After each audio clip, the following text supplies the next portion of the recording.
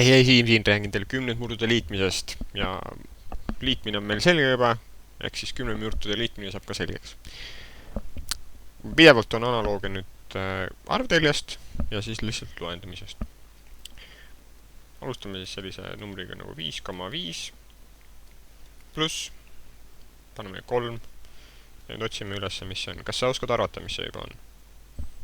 Kui sa juba kirjutasid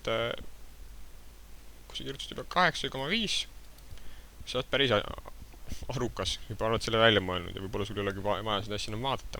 Aga kui ei pannud, siis pane tähele, mis me nüüd teeme. Kuidas ma sain 8,5? Miks see asi niimoodi toimis? Võtame endale kohe arvutelje, mäletad, üks meetod oli arvutelje meetod, ja seal me pidime võtma siis kõigepealt alguse, paneme näiteks siia kuhugi, paneme 5, kuna see, millest me läheme suuremaks, eks me tagapoole ei pea panema, siia poole. Võtame 5, 6, 7, 8, 9, 10, nii, 10 on numbrid peal. Aga kui sa nüüd näed, siis ma ei pannud igale kriipsule, vaid siis ma jätsin vahele. Mingid kriipsud, mingi punkti jätsin siin iga kriipsu vahele. Ehk siis iga 2 kriipsu tagant on üks täisarv suureneb. Nii, ja kus kohas on 5,5? Nii, ma arvan, et siin osad juba oskavad väga hästi mul juba näidata, et see on 6 ja 5 vahel. Aga kus siis täpsemalt? No, teeme korra läbi selle, mis me eelmine kord tegime. Võtan kiiresti ühe arvtelje, paneme 5 siia, siis on 5,0 on siin, 5,1, 5,2, 5,4, 5,6, 5,8 ja 6,0. Nii, ehk siis me suurendasime selle ala siin siia ja siia, ehk siis selle ala sees on kõik väiksemaks tehtud. Nii, ja loeme siis, kus kohas on 5, tähendab, kus on siin siis 5,5 on siis 5,2, 5,4, 5,5, ehk siis 5,5 on selles punktis. Kui sa nüüd tuled tähele, 5,5 on täpselt 2 keskel, ehk siis ta on siit 5,0-st ja 6,0-st on siis täpselt 5 ühiku kaugusel. See on siis 1, 2, 3, 4, 5, siit poolt ka 1, 2, 3, 4, 5. Ehk siis me teame, et see on täpselt keskel ja kuna see punkt siin, see kriipsuke on siin ka 2 täpselt keskel, siis me teamegi, et see on täpselt see punkt. Vot. Ja nüüd meil jääb midagi muud üle, kui me hakkame hüppama siis 3 täiskriipsu edasi, ehk siis 3 nüüd on 2 kriipsu on nüüd 1. See on 1, 2, 3. Ja et teada saada, mis see kriipsuke siin on, siis kuna see on täpselt selle kriipsukese peal, sa mäletad, et nad on 8 ja 9 sama kaugel, ehk siis ta on täpselt vahepeal ja vahepeal on täpselt 0,5, ehk siis 8,5. Tundus lihtne. Ma usun küll, et see ei saanud väga keeruline olla. Katsutame loendamist ka selle sama asja puhul. Nii, meil on vaja joonistame kõik need täisarvulised ära, et mul on siin 1, 2, teeme natuke suuremad. 1, 2, 3, 4.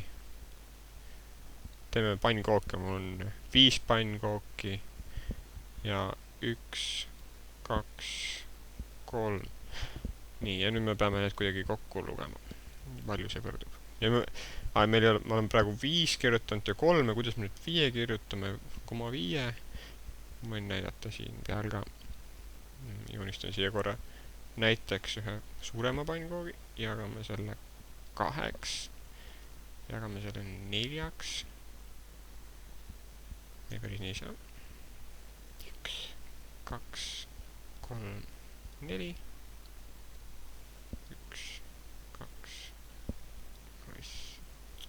Nii, ja nüüd me oleme jaganud selle ära kujutletavalt see 1, 2, 3, 4, 5, 1, 2, 3, 4, 5, kokku 10 osaks. 10 osa on nüüd. Ehk siis üks nendest osadest on, see on üks terve, ja see on jagatud 10 osaks, ehk mis meil on,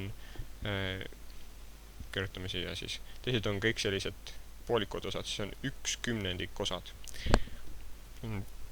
nii, ja siis ühesõnaga, siin on meil 0,1 osa, siin on meil 0,1 osa, 0,1 osa, see on 0,1 osa, see on 0,1 osa, see on 0, ma ei kirjutanud kohe nüüd lõpuni.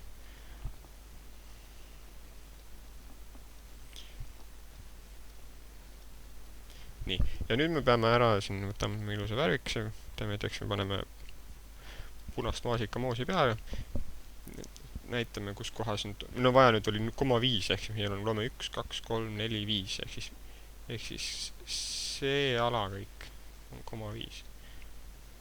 Need siit joomest. Nagu sa näed siin tegelikult me põhimõtteliselt panime siis punast moosi peale poolele pannkoogile. Et siin on teine täpselt sama suur osa ka veel, see on 1, 2, 3, 4, 5, ehk siis siin on teine 0,5 on veel alles ja siis 0,5 on kasutatud. Ja siis maasikamoos peale pandud. Aga nüüd me peame joonistama selle 0,5 osa siia. Ma joonistan selle samamoodi värvilise. Ehk siis ma joonistan selle pool pannkooki siia ainult. Mis ta ei ole siis terve pannkook. Et ma ei teagi, pool moosiga pannkooki. Nii, ja nüüd me peame need kõik kokku lugema. Ja kuidas nüüd loendamisel me seda teha võiksime? Nii, ma hakkame pihta 1, 2, 3, 4, 5, 6, 7, 8. 8 on kindel värk. Ja nüüd meil on pool sellest, pool pank 8 ja natuke peale. 8 pluss ja me teame, et see oli 0,5. 0,5 võrdub 8,5. Põhimõtteliselt saame samamoodi teha. Me saame sama vastuse, mis arvudele peal. Et kõik on hea.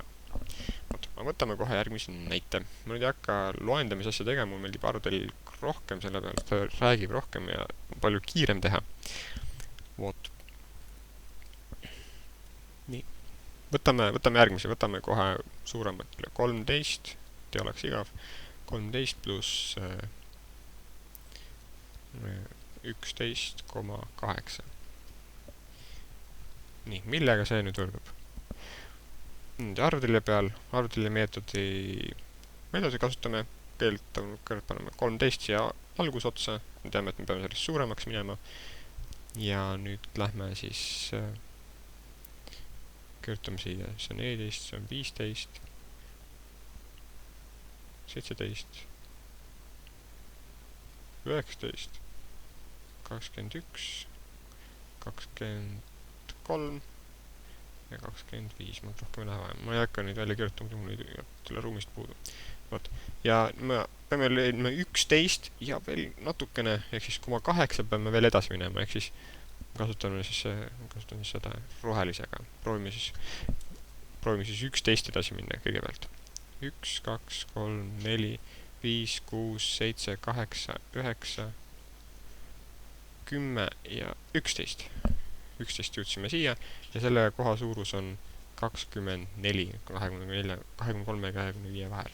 Ehk siis me võime siia juurde 24 ära kirjutada ja nüüd hakkame otsima seda, mis see 0,8 on. Et 0,8, siis me peame siit pisut edasi minema. Me ei tohi, kui me läheks 0,9, siis me läheksime, see on 0,8, siis me läheksime natuke suuremaks ja järgmine oleks 1,0, ehk siis mitte selle puhul oleks 25,0, 24,9 ja 24,8. Ehk siis me nüüd ei jõua päris 25-ni, aga me oleme siis 24-st kaugemal, ehk siis kuskile siiamaale enam-vähem jõuame. Ehk siis me teeme sellise hüppe. Mitte nüüd täishüppe, aga siis pisema hüppe. Siin võiksin joonistada selle teise arvutelle ka, et seda nüüd täpsemad punkti teada saada, aga ma siis lepin praegu selle suuremaga ja siis ütlen, et meil on vaja 0,8 kirjutada siia. Vot. Nii. Proovime veel ühe näite. Vaatame, mis siis saab, kui me peame kaks arvu, mis ei ole siis, mis on siis 10 murud kokku liitma. Võtame 18,5 pluss 3,5. kõigepealt siis üritame kokku liita 18,5, proovime paneme selle arvuti telje peale. nii, 1, 2, 3, 4, 5, 6. nii, see on siis 18. see on siis 19. see on 20, 21. on ruumi juurde vaja.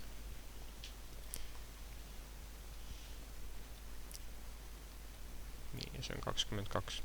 nii, ja kõigepealt võtame välja selle, mis meil siin täisarvulise osa on, ehk siis arvutame need kokku. see on kindel värk. see on siis 18, 19, 20, 21. siis me jõudsime siiani, 21-ni. ja nüüd proovime äkki kokku lugeda, see palju on 0,5 pluss 0,5, ehk siis kui me nüüd joonistame siia teise arvtelje. nii.